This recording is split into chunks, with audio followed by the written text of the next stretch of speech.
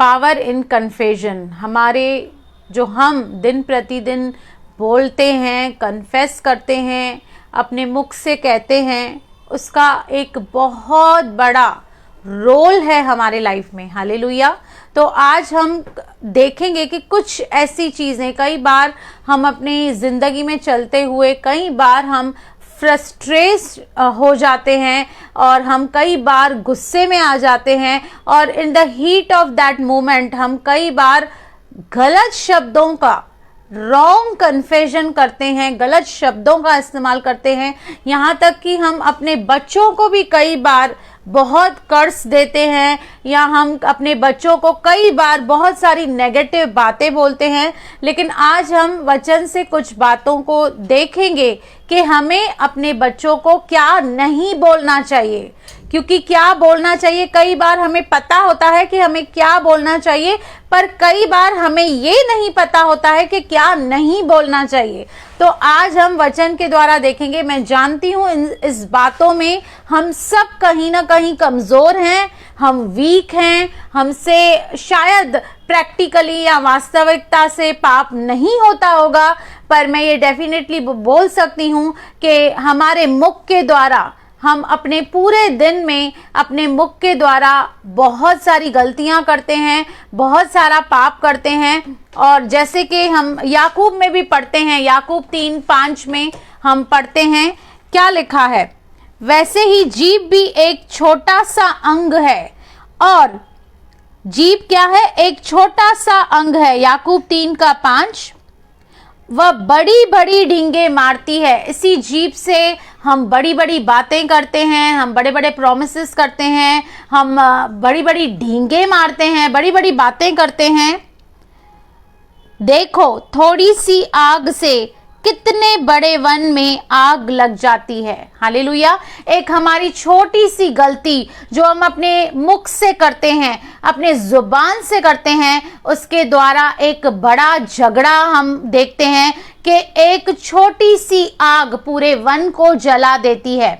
वैसे कई लोग कहते हैं कि हमारी जो बॉडी में, जीभ में हड्डी नहीं है, जीभ में हड्डी नहीं होती, लेकिन जीभ हड्डी तोड़ने के काम करती है। मतलब सामने वाले को कई बार हम ऐसे शब्द कहते हैं, ऐसी बातें कहते हैं जो ना केवल शारीरिक रूप से उसे दुख पहुंचाती हैं, लेकिन मानसिक रूप से भी सामने वाला टूट जाता है, बिखर जाता है।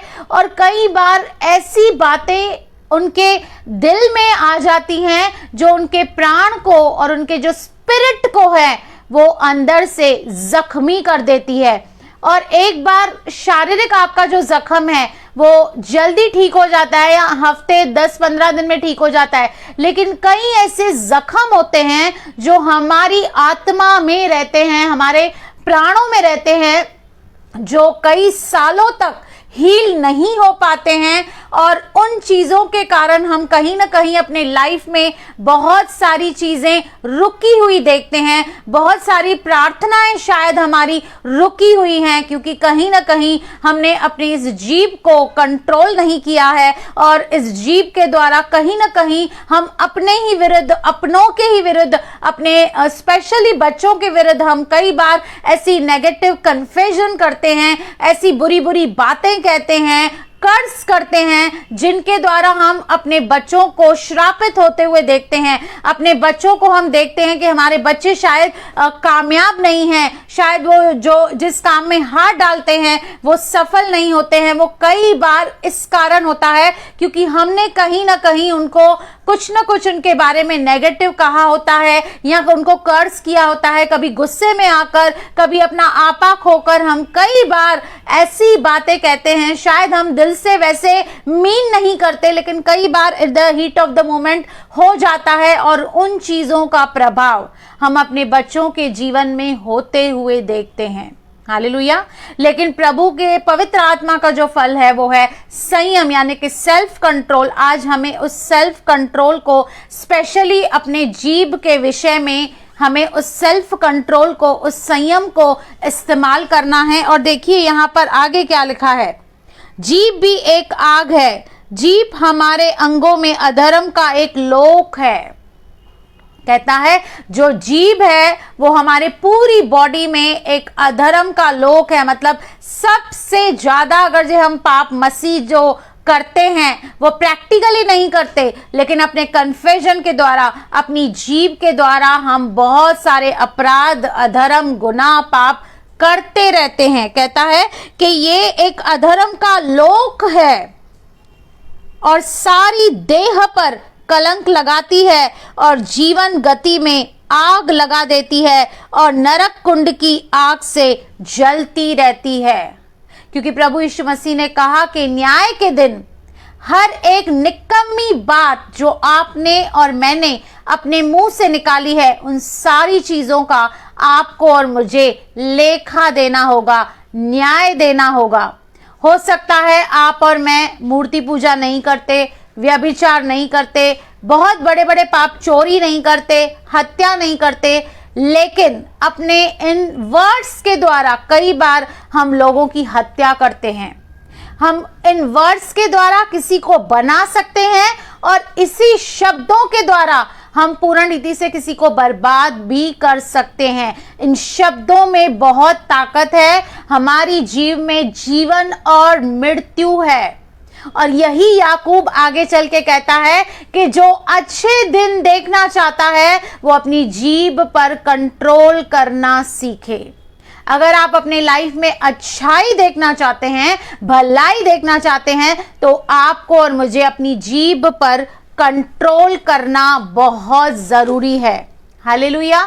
तो आज हम देखेंगे कि कुछ ऐसी बातें जो हमें अपने प्रियजनों से और अपने बच्चों से नहीं कहनी है, क्योंकि कई बार ये सारी बातें ऐसी है जो कई बार हम कहते हैं उनको जज्बातों में आकर, गुस्से में आकर, अपना आपा खोकर कई बार ऐसी बातें हम उनको कहते हैं।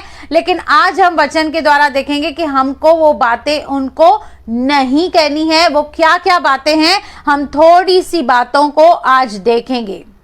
जैसे जहर होता है वो कैसे एक इंसान को खत्म कर देता है, वैसे ही हमारे जो वर्ड्स हैं वो किसी के सोल और स्पिरिट पे जाकर इतना गहरा जख्म देते हैं जो कई सालों साल तक वो जख्म हील नहीं होता। हालेलुया। तो सबसे पहले हम निकालेंगे अय्यूब 10 का 10। सिस्टर वर्षा आप रेफरेंस दीजिए। अय्यूब 10 का 10। कई बार हम अपने बच्चों को कहते हैं कि काश तू मुझे नहीं होता, या काश तू मुझे पैदा ही नहीं होता, इस दुनिया में ही नहीं आता, कहते हैं। बहुत प्रैक्टिकल बात है। कई बार हम फ्रस्ट्रेशन में आकर, हम गुस्से में आकर कहते हैं कि काश तू पैदा ही नहीं होता। बोलते हैं I wish I had never had you. हम कहते हैं कि मैं तुझे पैदा ही नहीं करती तो ये बहुत अच्छा होता। हम कई बार ऐसा कन्फेस करते हैं, लेकिन प्रभु का वचन क्या कहता है? अय्यूब 10:10, क्योंकि तूने मुझे दूध के समान उंडेल कर और दही के समान जमा कर नहीं बनाया। यहां पर अय्यूब कहता है कि तूने मुझे सोच समझकर बनाया है। जिस बच्चों को आप कह रहे हैं कि काश वो नहीं आते, काश वो उसे हम पैदा नहीं करते, उसे बनाने वाला, उसे रचाने वाला, उस गर्भ में उसकी नस नस और हड्डी बनाने वाला कौन है? आपका और मेरा परमेश्वर है।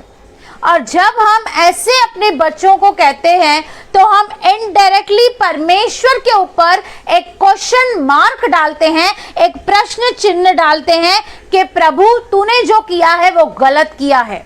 तूने जो मुझे ये बच्चा दिया है यानी कि तूने गलत किया है। तो कई बार हम अपने बच्चों को ऐसे कर्ज करते हैं, पर यहाँ पर वो कहता है अय्यूब कि तूने जैसे एक माला बनाने के लिए मोतियों को पिरोया जाता है, वैसे ही एक बच्चे को बनाने के लिए उसकी एक एक नस नस, एक एक हड्डी हमारा परमेश्वर उस गर्भ में उसको बनाता है। पर कई बार हम फ्रस्ट्रेशन में आकर, हम गुस्से में आकर कहते हैं कि काश तू पैदा ही नहीं होता, मैं बांझ रहती, मैं बिना बच्चे के रहती, कहते हैं हम। Which is absolutely wrong. आज हमें इस बात के लिए रिपेंट करना चाहिए। अगर जे कभी भी हम अपने लाइफ में कभी हमने ऐसे वर्ड्स अगर जे अपने बच्चों के लिए इस्तेमाल किए हैं, तो आज वो दिन है कि हम उन बातों के लिए पश्चाताप करें, क्योंकि कहीं ना कहीं ये बातें कहकर हम परमेश्वर के सामने एक प्रश्न चिन्ह खड़ा कर रहे हैं कि प्रभु आपने मुझे ये बच्चा देकर मिस्टेक की है, जबकि परमेश्वर कभी भी गलती कर नहीं सकता। हम मिट्टी हैं, वो हमारा कुम्हार है। हालेलुया। जैसे स्वेटर को बनाने के लिए उस वूल को बुना जाता है, वैसे ही एक बच्चे को बनाने के लिए परमेश्वर गर्भ में उसकी रचना करता है। हालेलुया। और न केवल गर्भ में परमेश्वर उसकी रचना करता है, पर परमेश्वर ने आपका और मेरा अभिषेक किया है। गर्भ में रचने से पहले यिर्मयाह 1:5 कहता है, सुनिए, गर्भ में रचने से पहले ही मैंने तुझ पर चित्त लगाया है। परमेश्वर आपके और मेरे बच्चों के लिए ये कहता है कि गर्भ में आने से ही पहले ही परमेश्वर ने उस पर चित्त लगाया है, अपना ध्यान किया है। गर्भ में रचने से पहले मैंने तुझ पर चित्त लगाया है और उत्पन्न होने से पहले ही मैंने तेरा अभिषेक किया है और तुझे जातियों का भविष्यद्वक्ता ठहराया है। अभिषेक का मतलब है किसी स्पेशल मकसद के लिए, किसी स्पेशल टास्क के लिए किसी को अलग करना। जब पुराने समय में किसका अभिषेक होता था तो उस पर तेल लगाया जाता था और सारे लोगों पर यह प्रकट किया जाता था कि परमेश्वर ने इसे कुछ अपने स्पेशल मकसद के लिए चुना है। और आपके और मेरे बच्चों को परमेश्वर ने गर्भ में रचने से पहले ही उनका अभिषेक किया है और उत्पन्न होने से पहले ही उस पर चित्त लगाया है, उसका अभिषेक किया है, ताकि वो स्पेशल बातें करें, परमेश्वर के राज्य और महिमा के लिए कुछ स्पेशल चीजें करें। लेकिन आप और मैं जब उनको कर्स करते हैं या ये बोलते हैं कि तू नहीं पैदा होता तो अच्छा होता, मैंने तुझे नहीं इस दुनिया में लाया होता, तो हम उस परमेश्वर की प्लानिंग पे पानी फेर देते हैं। हालेलुया। लेकिन यहाँ पे यिर्मयाह भविष्यद्वक्ता कहता है कि गर्भ में रचने से ही पहले ही परमेश्वर ने मुझ पर चित्त लगाया और मेरा अभिषेक किया, मुझे एक स्पेशल बात के लिए उसने मुझे अलग किया। हालेलुया। और दूसरी बात जो हम अपने बच्चों को कई बार कहते हैं कि तुम जो हो गलती से आ गए हो। अब ऐसे क्यों कहते हैं? क्योंकि कई बार हमारी प्लानिंग नहीं होती बच्चा पैदा करने की, लेकिन फिर भी गर्भ रुक जाता है या कोई प्रेग्नेंट हो जाता है, उसके बाद बहुत लोग पछतावा करते हैं, रिग्रेट करते हैं कि हमें बच्चा नहीं चाहिए। पर क्योंकि बाइबल हमें एबॉर्शन के लिए अलाउड नहीं करती, गर्भपात के लिए अलाउड नहीं करती, इसके लिए मजबूरी में कई बार उनको उस बच्चे को इस दुनिया में लाना होता है। और कई बार हम उन बच्चों को कहते हैं कि आप एक एक्सीडेंट से मुझे पैदा हुए, मेरी कोई इच्छा नहीं थी आपको पैदा करने की। सोचिए, अगर आपको कोई ऐसे कहे कि आप अनवांटेड हैं, आप मुझे नहीं चाहिए थे पर मुझे मजबूरी में आपको इस दुनिया में लाना पड़ा, तो आप और मैं क्या फील करेंगे? हम ये नहीं जानते, कई बार जो हमारे शब्द होते हैं एक बहुत बड़ा प्रभाव हमारे बच्चों के जीवन पे डालते हैं, उनकी पर्सनालिटी में डालते हैं, उनके स्वभाव में डालते हैं, उनके चाल चलन में डालते हैं। लेकिन हम कई बार अनजान होकर हम ऐसी बातें कहते हैं।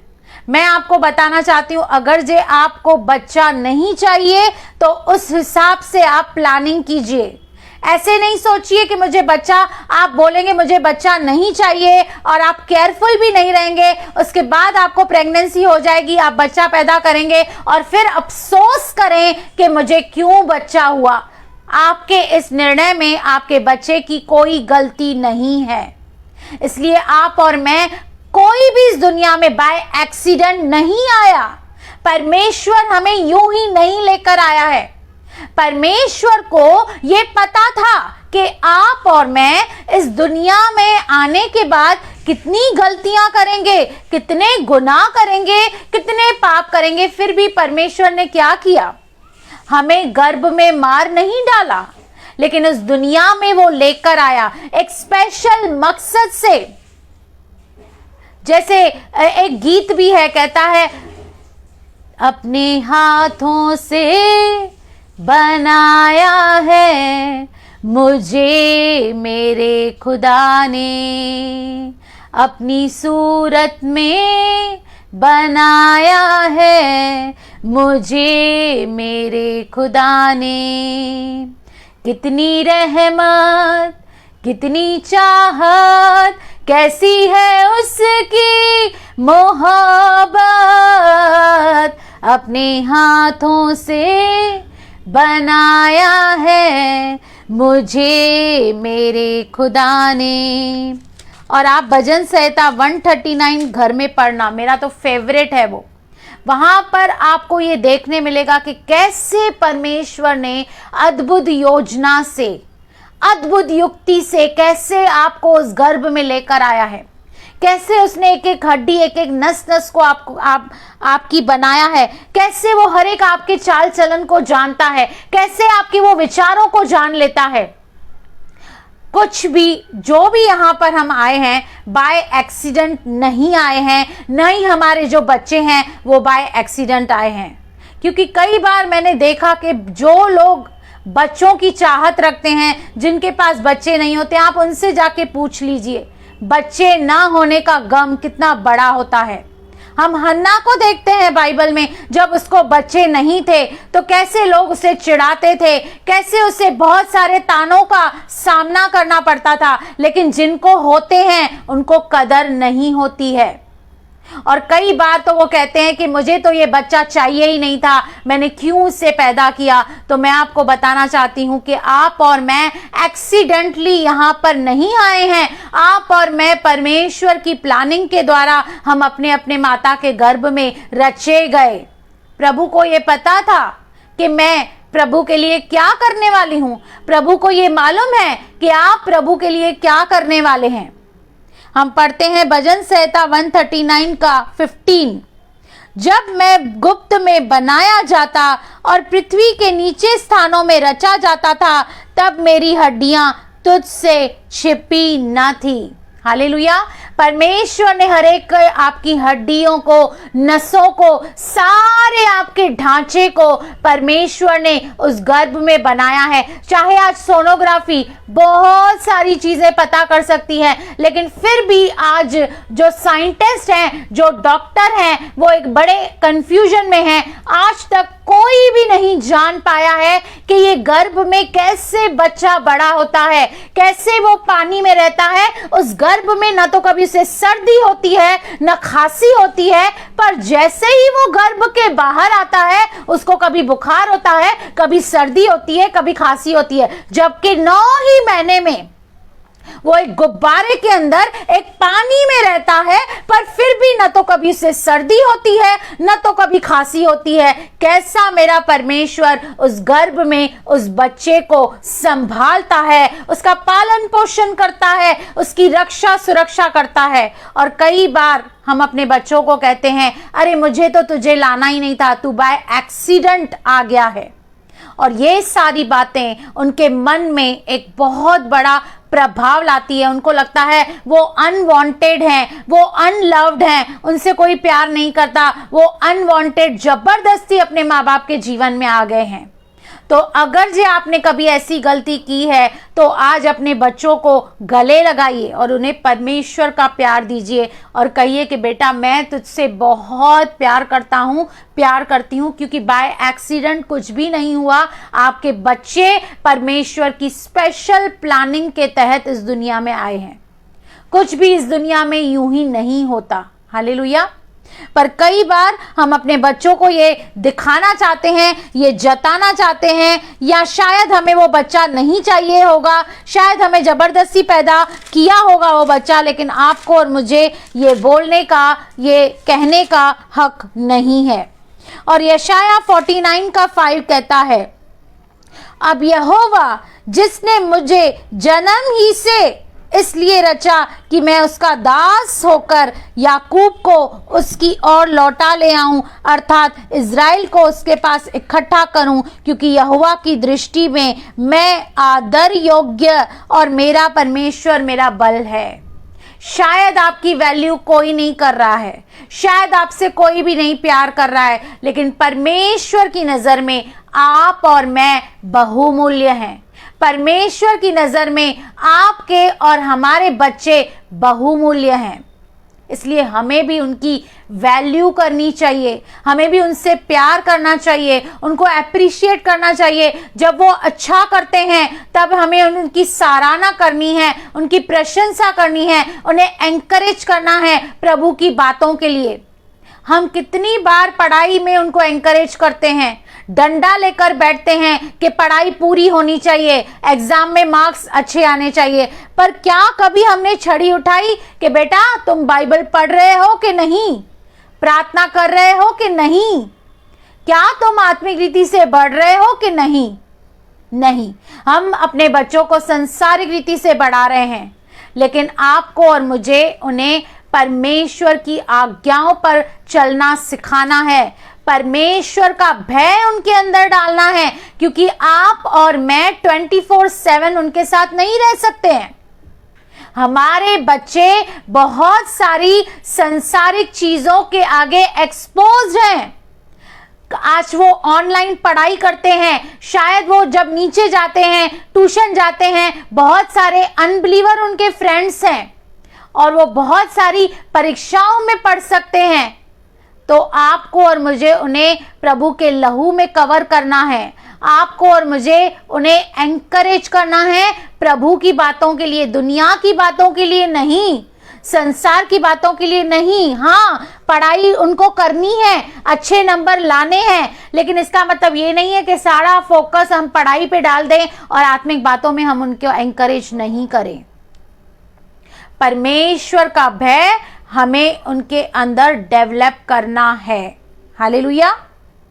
तो हम कई बार कहते हैं कि तुम एक एक्सीडेंट से आए हो, तो इस कन्फेशन को भी आज हमें नकारना है प्रभु यीशु के नाम से। दूसरी बात, कई बार हम अपनी बच्चों की क्षमताओं को अंडर एस्टिमेट करते हैं और उन्हें कहते हैं तुम तो ये नहीं कर पाओगी, तुमसे तो ये नहीं हो पाएगा। ये हमारी सबसे बड़ी गलती है।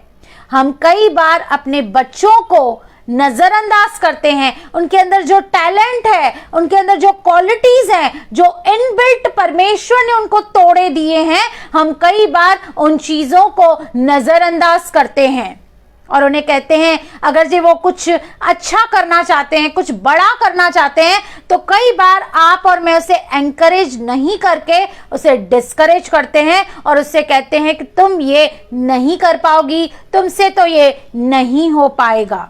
हालेलुया। जबकि वचन क्या कहता है, हम निकालेंगे फिलिपियों 4:13, निकालेंगे फिलिपियों 4:13 क्या कहता है, सुनिए। कहता है यहां पर भाई पौलुस कहता है फिलिपियों 4:13, जो मुझे सामर्थ्य देता है उसमें मैं सब कुछ कर सकता हूं। अपनी बुद्धि के द्वारा नहीं, अपने ज्ञान के द्वारा नहीं, अपनी पढ़ाई के द्वारा नहीं, अपने नॉलेज के द्वारा नहीं, लेकिन जो मुझे सामर्थ्य देता है। और हमें सामर्थ्य देने वाला कौन है? परमेश्वर। परमेश्वर हमें सामर्थ्य देने वाला है और उसमें आप और मैं सब कुछ कर सकते हैं। जो चीजें आपको और मुझे इम्पॉसिबल लगती हैं, असंभव लगती हैं, लेकिन जब आप और मैं उसके ऊपर भरोसा करते हैं, जब उसके पावर पर, उसकी सामर्थ्य पर हम जब निर्भर रहते हैं, तो आप और मैं सब कुछ कर सकते हैं। और आपको भी अपने बच्चों को एनकरेज करना है और उन्हें कहना है कि बेटा तू सब कुछ कर सकता है। हमें उन्हें डिस्करेज नहीं करना है, ये नहीं कहना है ये तुम्हारे बस की बात नहीं है, तुम ये नहीं कर सकते, नहीं, हमको ये नहीं करना है, लेकिन हमें उन्हें एनकरेज करना है, क्योंकि हमारी जो सामर्थ्य है वो परमेश्वर की ओर से आती है, हमारी जो पावर है वह परमेश्वर की ओर से आती है। और दूसरा थिस्सलुनीकियों 1:11 कहता है, इसलिए हम सदा तुम्हारे लिए प्रार्थना भी करते हैं कि हमारा परमेश्वर तुम्हें इस बुलाहट के योग्य समझे और भलाई की हर एक इच्छा और विश्वास के हर एक काम को सामर्थ्य सहित पूरा करे। यहाँ पर परमेश्वर का धन्यवाद किया जा रहा है, निरंतर प्रार्थना की जा रही है कि हमारा परमेश्वर तुम्हें अपने बुलाहट के योग्य समझे। हमें अपने बच्चों के लिए कहना है कि प्रभु इनके जीवन में आपकी जो कॉलिंग है, जो आपकी बुलाहट है, प्रभु इस बुलाहट को प्रकट कर और इनको वो योग्यताएं दे, वो क्षमताएं दे, ताकि आपकी वो बुलाहट को पूरा कर सके। क्योंकि यहाँ पर वो कहता है कि मैं निरंतर इस बात के लिए प्रार्थना करता हूँ कि प्रभु तुम्हें अपने बुलाहट के योग्य समझे और भलाई की हर एक इच्छा और विश्वास भी तुम्हारे अंदर उत्पन्न करे। हो सकता है आपके बच्चे शायद आत्मिक बातों में इंटरेस्ट नहीं लेते हो, या उनको शायद वो चीज़ें पसंद नहीं है, लेकिन आपको और मुझे एंकरेज करना है उन्हें, और उन्हें डिसिप्लिन करना है। मैं कई बार, जो मेरा बेटा है वो, उसके लिए एक टाइम मैंने और मेरे हस्बैंड ने निर्धारित किया है जिसमें वो बाइबल पढ़ता है। कई बार वो जी चुराता है, कई बार कहता है हाँ 5 मिनट रुको, 10 मिनट रुको, लेकिन हम ये सुनिश्चित करते हैं कि वो बाइबल पढ़े, और हम ये आदत अभी से उसको अंदर डाल रहे हैं, क्योंकि वचन कहता है कि लड़कपन से ही अपने बच्चे को शिक्षा दे ताकि वो बुढ़ापे तक नहीं बोले। जो आप आज आदतें उनमें अंदर बनाएंगे, जो संस्कार आप उनको देंगे, वो बुढ़ापे तक चलने वाले हैं। क्योंकि 10, 12, 13 साल के बाद वो आपकी नहीं सुनने वाले हैं। जिन सालों पे आपको काम करना है, मैक्सिमम बच्चों को आप 0 to 5 इयर्स के जो बच्चे हैं, आप उनको अच्छे से ट्रेन कर सकते हैं। क्योंकि 5 साल तक बच्चे हमारी पूरी अधीनता में रहते हैं, हमारी हर एक बात को सुनते हैं, पर जैसे वो बड़े होते जाते हैं, फिर उनको पता चल जाता है कि अब मुझे चॉइस है, मैं ये चीज करूं या नहीं करूं। उनके सेंसेस खुलने लगते हैं, और उस वक्त उनको डिसिप्लिन करना, अनुशासन में लाना कठिन होता है। इसलिए आपको अभी उनके ऊपर वर्क करना है, अभी वो आदतें उनके अंदर डालनी है ताकि वो बुढ़ापे तक नहीं भूले। हालेलुया। आगे कहता है, कई बार हम अपने बच्चों को कहते हैं you are useless, good for nothing, तुम किसी काम के नहीं हो, कहते हैं ना। कई बार हम ऐसा सोचते हैं, चाहते हैं नहीं, पर कई बार गुस्से में, या जैसे मैंने कहा कि कभी कभी सिचुएशन ऐसी हो जाती है, इतनी टफ हो जाती है माँ बाप के लिए, कि माँ बाप के मुंह से न चाहते हुए भी ऐसे शब्द और ऐसे कन्फ्यूजन्स निकलते हैं, और हम उनको बोलते हैं तुम किसी काम के नहीं हो, you are good for nothing, you are worthless, हम उनको कहते हैं, जो बिल्कुल और बिल्कुल वचन के विरुद्ध है। क्योंकि यिर्मयाह 29:11 क्या कहता है, क्योंकि यहोवा की यह वाणी है, जो कल्पनाएं मैं तुम्हारे विषय करता हूं उन्हें मैं जानता हूं। आपके हर एक बच्चे के लिए परमेश्वर ने एक स्पेशल प्लान बनाया है, एक ब्लूप्रिंट बनाया है। आपके और मेरे बच्चों के लिए परमेश्वर ने स्पेशल कल्पनाएं की हैं, लेकिन आप और मैं उसे कहते हैं तू वर्थलेस है, तू यूजलेस है। इसके द्वारा आप और मैं परमेश्वर के विरुद्ध पाप करते हैं, और जो कल्पनाएं और जो बड़ी बुलाहट उसने हमारे बच्चों के लिए रखी है, उसे हम खुद अपने मुंह से, अपने कन्फ्यूजन से रोक डालते हैं। उन आशीषों को हम रोक देते हैं, उन चीजों को हम रोक देते हैं अपने मुख से। जो कल्पनाएं मैं तुम्हारे विषय करता हूं उन्हें मैं जानता हूं, वे कैसी हैं? वे हानि की नहीं वरन कुशल ही की हैं, और अंत में तुम्हारी आशा पूरी करूंगा। हालेलुया। हम कई बार इस दुनिया की समझ से इस बात को समझ नहीं पाते, लेकिन परमेश्वर ने आपके प्रियजनों के लिए, आपके बच्चों के लिए एक स्पेशल प्लानिंग की हुई है। जब आप एक संसारिक माता पिता हैं, जब आपका बच्चा पैदा होता है, आप उसके लिए कितनी प्लानिंग करते हैं। हम तो स्कूल भी जब पैदा हो जाता है, स्कूल तक सोचने लगते हैं कि इसे कौन से स्कूल में डालें, इसे क्या खिलाएं, इसे क्या पिलाएं, इसे क्या पहनाएं। जब आप और मैं बुरे होकर, पापी होकर अगर जो अपने बच्चों के बारे में इतनी प्लानिंग कर सकते हैं, सेविंग्स कर सकते हैं, उनके बैंक अकाउंट खुलवा सकते हैं, तो क्या हमारा जो स्वर्गीय पिता है, जो आपके बच्चे को इस दुनिया में लेकर आया है, क्या उसने उसके लिए कुछ प्लानिंग नहीं की है? क्या उसने उसके लिए कुछ नहीं सोचा है? उसने बहुत बड़ी प्लानिंग आपके और मेरे बच्चों के लिए करके रखी है। हमें विश्वास करना है, उनको ब्लेस करना है, उनके लिए वो कन्फेस करना है, ना कि हमें नेगेटिव कन्फेस करके परमेश्वर की उस बुलाहट को या उस बड़े कॉलिंग को रोक नहीं देना है। हालेलुया। तो कई बार हम अपने मुख से ऐसी नेगेटिव बातें कहकर या अपने बच्चों को डिमोटिवेट करते हैं और उनको कहते हैं कि यू आर यूजलेस, तेरे अंदर कुछ टैलेंट नहीं है। और कई बार पता है हम क्या करते हैं, हम जो अपने हमारे सपने हैं, जो हम बनना चाहते थे, हम नहीं बन पाए, अपनी उस इच्छा को हम बच्चों के ऊपर लादते हैं कि मैं ये कर नहीं सकी इसलिए तू पूरा कर। चाहे उनका इंटरेस्ट इस बात में हो ना हो, हम कई बार उनको प्रेशराइज करते हैं। तुझे इतने नंबर लाने हैं, तुझे इतनी परसेंटेज लानी है, तुझे उससे आगे बढ़ना है, तुझसे फलां से आगे बढ़ना है। और कई बार हम अपने बच्चों की तुलना करते हैं, कंपेयर करते हैं, कहते हैं फलां का बच्चा देखो कितना अच्छा है, कितनी पढ़ाई करता है, कितनी माँ बाप की इज्जत करता है। जबकि हमें अपने बच्चों को कंपेयर नहीं करना है, क्योंकि हर एक बच्चा यूनिक होता है। हर एक के बच्चे के अंदर प्लस होते हैं, माइनस होते हैं।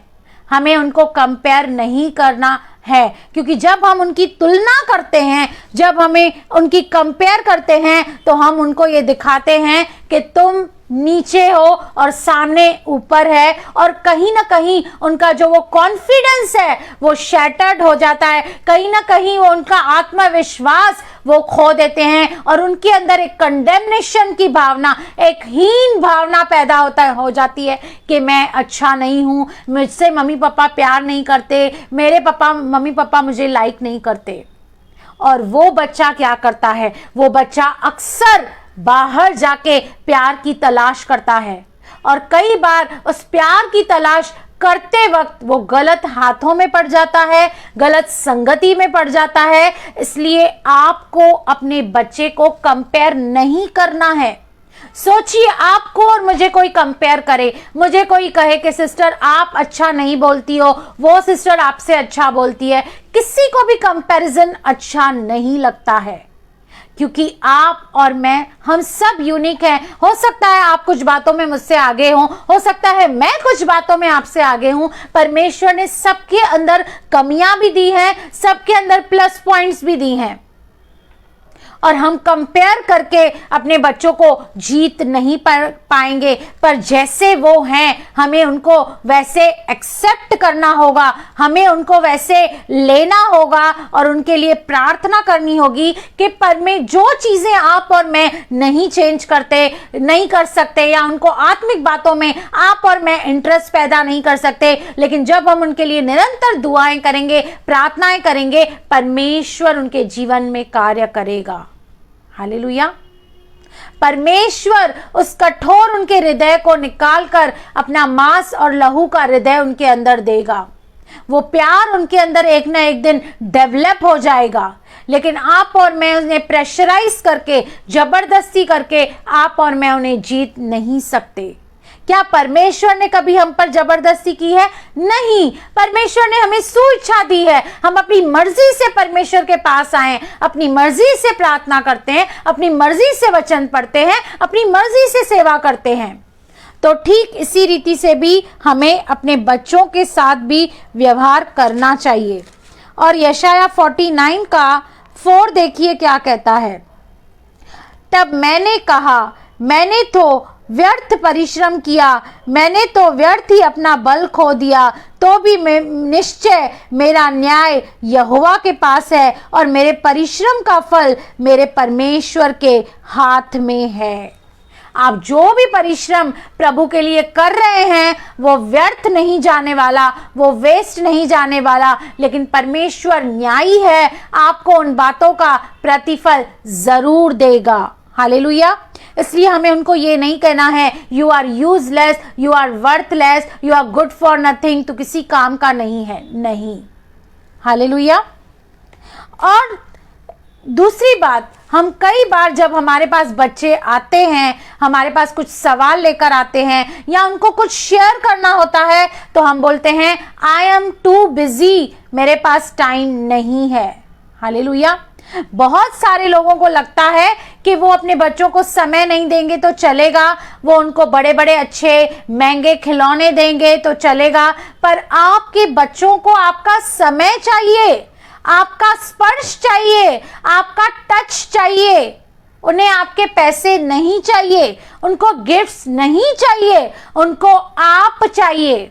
लेकिन कई बार शायद माँ बाप दोनों काम करने के शायद दोनों काम करते हैं, दोनों नौकरी करते हैं, तो शायद वो पर्याप्त समय नहीं दे पाते हैं। लेकिन आपको और मुझे अपने बच्चों की बातों को सुनना है।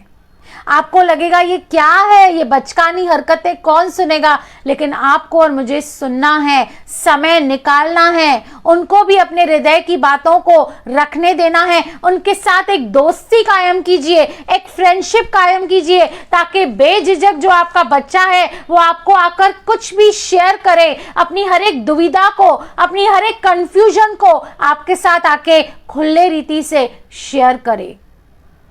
क्योंकि जब उन्हें भी कभी कभी कुछ प्रॉब्लम होती है, कभी स्कूल में कुछ हो जाता है, कभी फ्रेंडशिप में कुछ हो जाता है, कभी ट्यूशन पे कुछ हो जाता है, लेकिन आप और मैं अगर जो उनकी नहीं सुनेंगे तो फिर कौन सुनेगा? अगर आप और मैं उन्हें समय नहीं देंगे तो फिर कौन समय देगा? हालेलुया। तो आपको और मुझे उनको ये नहीं कहना है कि मैं बिजी हूं, मेरे पास समय नहीं है। हालेलुया।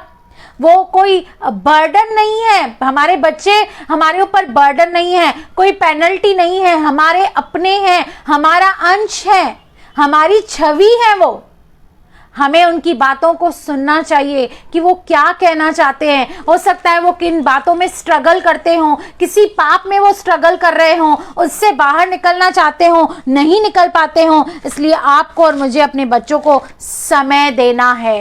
हालेलुया।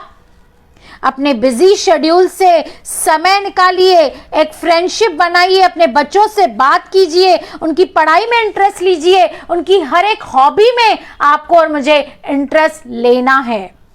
क्योंकि भजन संहिता 139 का 3 to 5 देखिए क्या कहता है।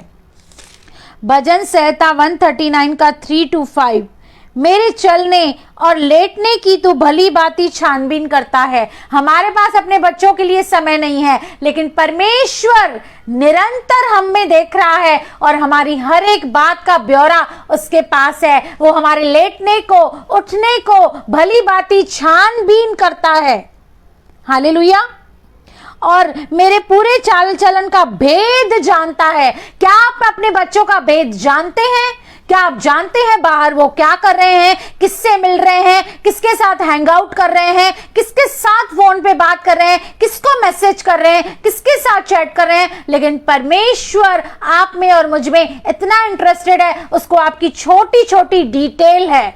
परमेश्वर आपकी छोटी छोटी बातों में भी इंटरेस्ट लेने वाला परमेश्वर है।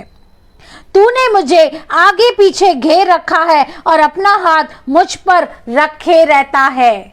उसी तरह आपको और मुझे अपने बच्चों पर अपना हाथ रखना है, उनको ये दिखाना है कि हम बेटा आपके साथ हैं, आपके स्ट्रगल में, आपके इस जीवन में, इन कठिन क्षणों में हम आपकी सपोर्ट सिस्टम हैं, हम आपके साथ हैं। एक फ्रेंड्स के तरह उनके साथ रहना है, क्योंकि परमेश्वर हमारे साथ देखिए कैसा व्यवहार करता है। वो हमारी हर एक बात में इंटरेस्ट लेता है, लेकिन हमें आज अपने बच्चों के लिए समय नहीं है, उनकी चीजों को सुनने के लिए समय नहीं है। उनकी बातों पर ध्यान देने के लिए समय नहीं है। बहुत सारे, मैं माताओं के लिए तो नहीं कह सकती, पर मैं बहुत सारे ऐसे पिता देखती हूँ जो अपने बच्चों में लीस्ट बॉदर हैं, इंटरेस्टेड नहीं है, न तो उनकी पढ़ाई में इंटरेस्ट है, न किसी भी बातों में इंटरेस्ट नहीं लेते। उनको लगता है वो फी भर रहे हैं, वो बहुत बड़ा एहसान कर रहे हैं। आप एहसान नहीं कर रहे हैं, आप अपना फर्ज निभा रहे हैं। लेकिन उन पैसों से कई ज्यादा बच्चे आपका समय चाहते हैं, आपका वो स्पर्श चाहते हैं, आपका वो पर्सनल टच चाहते हैं। अपने बच्चों को पर्सनल टच दीजिए। बड़े बड़े विद्वानों का मैंने सुना है, वो कहते हैं कि दिन में एक बार आपको अपने बच्चे को गले लगाना चाहिए और कहना चाहिए, बेटा मैं तुमसे बहुत प्यार करता हूँ, बेटी मैं तुमसे बहुत प्यार करती हूँ। हालेलुया।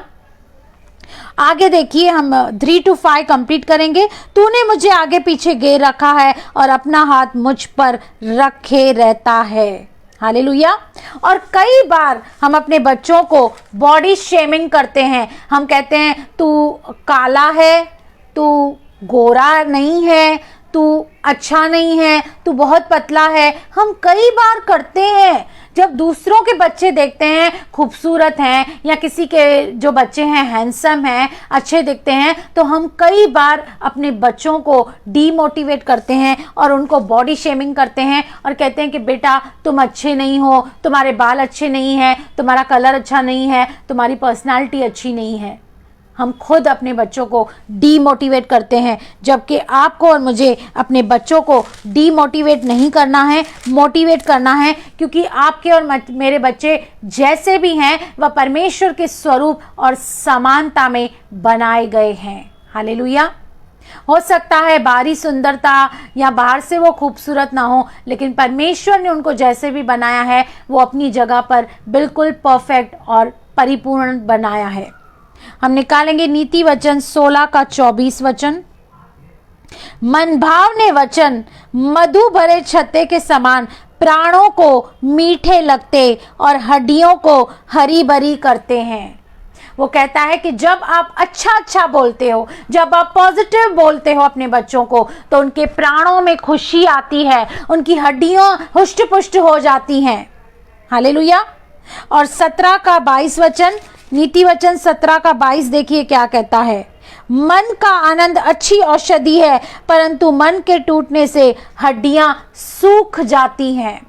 जब आप अपने बच्चों को ऐसी नेगेटिव बातें कहते हैं, उनको जज करते हैं, जब आप उनको बॉडी शेमिंग करते हैं, तब हम उनको दुख पहुंचाते हैं। और यहाँ पर कहता है कि मन के टूटने से हड्डियां सूख जाती हैं। आपके बच्चे जो हैं वो अंदर से टूट जाते हैं, बिखर जाते हैं, उनका कॉन्फिडेंस, उनका सेल्फ एस्टीम लो हो जाता है और वो जिंदगी में आगे कामयाब नहीं हो पाते हैं। इसलिए आपको और मुझे इन शब्दों को सही रीति से इस्तेमाल करना बहुत ज़रूरी है, क्योंकि हमारे जो शब्द हैं वो बना सकते हैं, हमारे जो शब्द हैं किसी को भी वो गिरा भी सकते हैं। और कई बार तो हम इतने फ्रस्ट्रेट हो जाते हैं कि अपने बच्चों को कहते हैं कि तू मुझे छोड़कर चला जा और फिर से कभी मत आना। जाके उन माँ बाप से पूछ के देखिए जिनको बच्चे नहीं हैं, जो 10 साल से दुआएं कर रहे हैं, 15 साल से दुआएं कर रहे हैं कि मुझे बच्चा चाहिए, लेकिन उनको बच्चा नहीं हो रहा है। लेकिन आपको परमेश्वर ने बिन मांगे दे दिया है, शायद इसलिए आपको और मुझे इस चीज की कदर नहीं है। हम पढ़ेंगे भजन संहिता 27 का 4 वचन। भजन संहिता 27 का हम 4 वचन पढ़ेंगे। हालेलुया। 27 का 4 वचन कहता है, एक वर मैंने यहोवा से मांगा, उसी के यत्न में लगा रहूंगा कि मैं जीवन भर यहोवा के भवन में रहने पाऊं, जिससे यहोवा की मनोहरता पर दृष्टि लगाए रहूं और उसके मंदिर में ध्यान दिया करूं। हम कई बार उन्हें अपने घर से निकालने की धमकी देते हैं और कहते हैं कि चले जाओ, ये घर तुम्हारा नहीं है। लेकिन यहाँ पर तो दाऊद राजा कहता है कि मुझे तेरे भवन में रहना, तेरे धाम में रहना अच्छा लगता है। क्यों ना हम उनको कलीसिया में लेकर जाएं, क्यों ना हम उनको परमेश्वर की बातों में बढ़ाएं। आज लोग क्या कर रहे हैं, आज माँ बाप लोग बच्चों को मोबाइल देकर घर में लॉक करके खुद कलीसिया जा रहे हैं। आपकी तो आत्मिक उन्नति हो रही है, आप तो वचन सुन रहे हैं, प्रार्थना कर रहे हैं, लेकिन आपके बच्चे का क्या? आपकी ये जिम्मेदारी है कि जिस तरह आप बढ़ रहे हैं आपके बच्चे भी बढ़ने चाहिए प्रभु में। लेकिन आप उनको कलीसिया नहीं लेके जा रहे हैं, आप उनको पढ़ाई की बातों में एनकरेज कर रहे हैं, आप उनको ताला देकर, मोबाइल देकर आप चले जाते हैं और सोचते हैं हमारी जिम्मेदारी खत्म हुई। नहीं, जिस तरह आप आत्मिक रीति से बढ़ रहे हैं, यह आपका फर्ज है कि आप अपने बच्चों को भी आत्मिक रीति से बढ़ाएं। ये जिम्मेदारी आपको और मुझे परमेश्वर ने दी है और हमें इस जिम्मेदारी को निभाना है। क्योंकि बच्चे क्या हैं, बच्चे क्यों दिए गए हैं आपको और मुझे? हम पढ़ेंगे भजन संहिता 127, निकालेंगे भजन संहिता 127 का 3 से 5 हम पढ़ेंगे। देखिए ये वचन क्या कहता है। भजन संहिता 127 निकालेंगे 3 to 5। देखो लड़के यहोवा के दिए हुए बाग हैं। यहाँ पर लड़के लिखा है, इंग्लिश में लिखा है चिल्ड्रंस। बच्चे किसके भाग हैं? परमेश्वर के भाग हैं, परमेश्वर के दिए हुए भाग हैं, और गर्भ का फल उसी की ओर से प्रतिफल है। गर्भ का फल कोई साइंस आपको दे नहीं सकती, कोई डॉक्टर या IVF आपको नहीं दे सकता, लेकिन केवल और केवल परमेश्वर ही है जो गर्भ का फल देता है। हालेलुया। जैसे वीर के हाथ में तीर, वैसे ही जवानी के लड़के होते हैं। आपके बच्चे आपकी धरोहर हैं, आपकी ये प्रॉपर्टी है, आपकी ये प्रेशियस चीजें हैं। और प्रॉपर्टी कैसे रखता है इंसान? संभाल के रखता है, लापरवाही नहीं करता अपने उस प्रॉपर्टी के पेपर्स के लिए। या आपके पास जो सोना है आप उसे कैसे रखते हैं? संभाल के रखते हैं। वैसे ही बच्चे जो हैं वो आपकी धरोहर हैं, प्रॉपर्टी हैं। परमेश्वर ने आप पर विश्वास करके आपको ये एज अ गिफ्ट दिए हैं, ताकि इस गिफ्ट को आप संभाल सको और उसे परमेश्वर के लिए इस्तेमाल कर सको। हालेलुया। क्या ही धन्य है वह पुरुष जिसने अपने तरकश को उनसे भर लिया है। कहता है ब्लेसेड है वो इंसान, ब्लेसेड है वो आदमी जिसके घर में बच्चे हैं। वह फाटक के पास शत्रुओं से बातें करते संकोच नहीं करेगा, क्योंकि उसको ये पता होगा मेरे बच्चे मेरे साथ हैं। दुश्मन कहां से भी आए, शत्रु कहां से भी आए, वो मुझ पर जय नहीं पा सकता, क्योंकि मेरे बच्चे मेरे साथ, मेरी सपोर्ट में, मुझे प्रोटेक्ट करने के लिए, मुझे सपोर्ट करने के लिए मेरे पास खड़े हुए हैं। हालेलुया। ये बच्चे आपको और मुझे एक धरोहर के समान दिए गए हैं, इसलिए हमें इस धरोहर को संभाल के रखना है। इसका हमें इन्हें वचन सिखाना है, परमेश्वर का भय देना है, कलीसिया में लेकर जाना है, आत्मिक बातों के लिए एनकरेज करना है। हालेलुया। और कई बार हम अपने बच्चों को कहते हैं कि मैं तुझसे नफरत करती हूं, आई हेट यू। बहुत बार हम अपने बच्चों को गुस्से में ये कहते हैं, लेकिन हमें ये नहीं करना है, क्योंकि परमेश्वर हमसे प्यार करता है। परमेश्वर अगर हमसे कहे कि मैं तुझसे नफरत करता हूं, तो क्या आप और मैं उद्धार पा सकते थे? क्या आप और मैं पापों की क्षमा पा सकते थे? लेकिन हम कई बार अपने बच्चों को कहते हैं आई हेट यू, मैं तुझसे नफरत करता हूं। अगर जे आपने कभी भी पास्ट में कहा है तो आज परमेश्वर से माफी मांगिए, क्योंकि पहला यूहन्ना 4:8 क्या कहता है? जो प्रेम नहीं रखता वह परमेश्वर को नहीं जानता, क्योंकि परमेश्वर प्रेम है। जो प्रेम नहीं करता वो परमेश्वर को नहीं जानता, क्योंकि परमेश्वर क्या है? परमेश्वर प्रेम है। और इसी का ही 4:16 वचन क्या कहता है? सुनिए, जो प्रेम परमेश्वर हमसे रखता है उसको हम जान गए और हमें उसका विश्वास है। परमेश्वर प्रेम है, जो प्रेम में बना रहता है वह परमेश्वर में बना रहता है और परमेश्वर उसमें बना रहता है। अगर जे आप परमेश्वर में बने रहना चाहते हैं तो सबसे पहले आपको खुद से भी प्रेम करना होगा, आपके बच्चों से प्रेम करना होगा।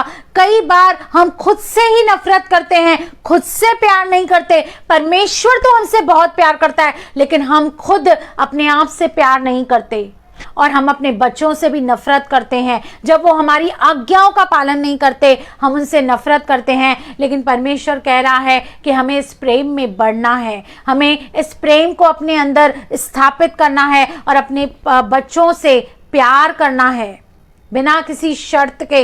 जैसे परमेश्वर हमसे अगापे प्यार करता है, अनकंडीशनल लव करता है, उसका प्यार एक तरफा है, बिना किसी स्वार्थ के, बिना किसी शर्त के। जैसे हम हैं वो हमें वैसे एक्सेप्ट करता है, उसी तरह हमें भी हमारे बच्चे जैसे भी हैं हमें उन्हें एक्सेप्ट करना है और उनसे प्यार करना है। क्योंकि जो कोई प्यार करता है वह परमेश्वर को जानता है और जो कोई प्यार नहीं करता वो परमेश्वर को नहीं जानता है।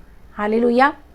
तो ये कुछ बातें मैंने आपके बीच में रखी और मैं उम्मीद करती हूँ कि आज के वचन के द्वारा परमेश्वर ने